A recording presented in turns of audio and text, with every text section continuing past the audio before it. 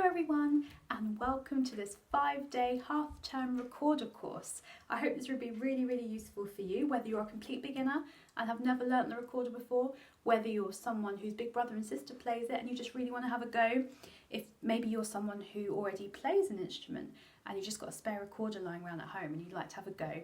Maybe you already have recorder lessons but you just want to brush up on the few basics.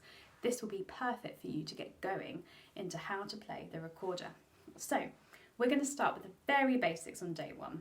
How to hold the recorder, and then 3 easy notes to play. So first of all, how do we hold our recorder? Well, we need to make sure that our left hand is at the top on this bit. How can you tell which hand is your left hand? Well, for me it's very simple, because I wear my rings on my left hand, so I always know this is my left and this is my right. Maybe for you, you don't wear anything, you don't wear rings, you don't wear watches. Well, the easiest thing to do is pop your recorder down, get your hands and put them up like that.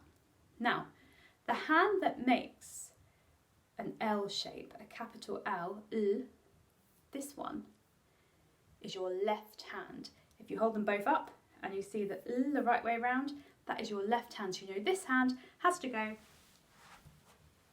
at the top of the recorder here. This hand goes at the bottom. We never just have our hand resting like this. We take our thumb and we rest it underneath the 4th hole. If you count down 1, 2, 3, 4, pop your thumb under there and we rest it like this in that position. Now we don't hold our recorder like this or like this. We hold it out just about there. You can have a look at yourself in the mirror and it's just in a nice line there.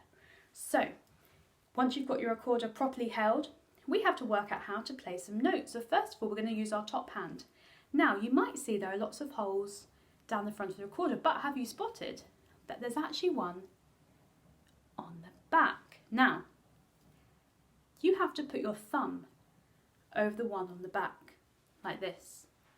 You have to make sure it's pressed all the way down, all the way over it. And then we can begin to put our other fingers down as well. So, what I want you to do is try doing a pinching motion like that of your hands. Pinch down and eventually get your recorder and pinch down the thumb hole and the first hole there and make sure your fingers are really pressed down nice and firm. And first of all, you're just going to blow. And again.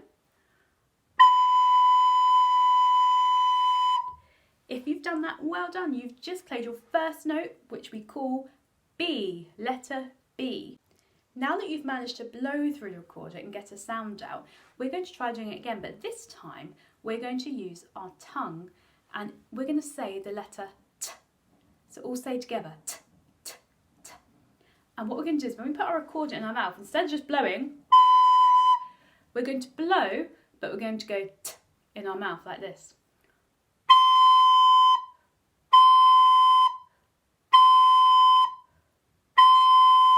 Do you see the difference between going It makes the sound of the note much better if we can say that T in our mouth. You almost feel your tongue flick against the top of the recorder. So let's do that B again 4 times.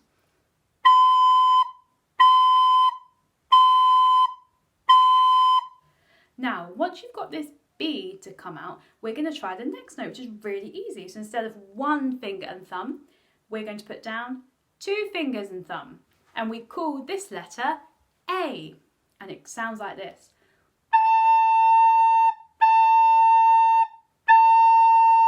Again, make sure your fingers are pressed down nice and firm, because if they're not, it will sound like this.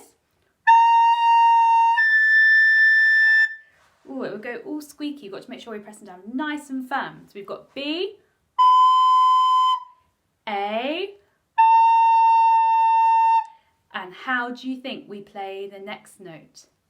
That's right, we put our 3rd finger down and we call this letter G. So we've got B is 1 finger and thumb, A is 2 fingers and thumb, G is 3 fingers and thumb.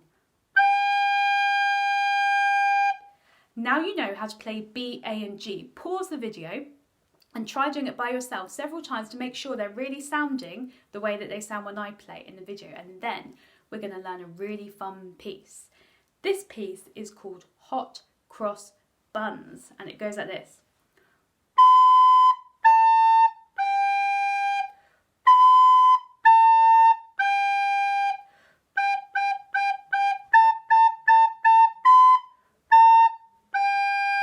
I'll do it again.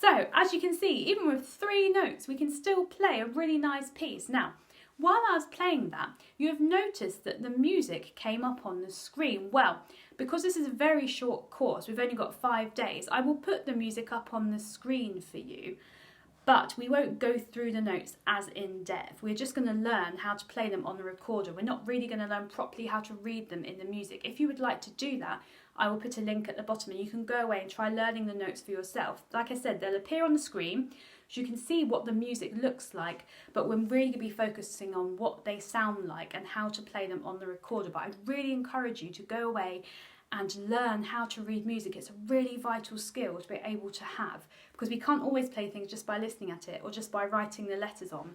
It's like learning to read. We need to really focus and learn how to read that music. But just for this week, we're going to be learning how to play pieces with the notes written on and the right fingerings on the recorder. So to finish off the lesson, let's quickly remember what we've done. We've done B, 1 finger and thumb, A, 2 fingers and thumb, and G, 3 fingers and your thumb. Make sure that thumb stays on at the back. So to finish off, let's play Hot Cross Buns one more time, and happy practicing at home.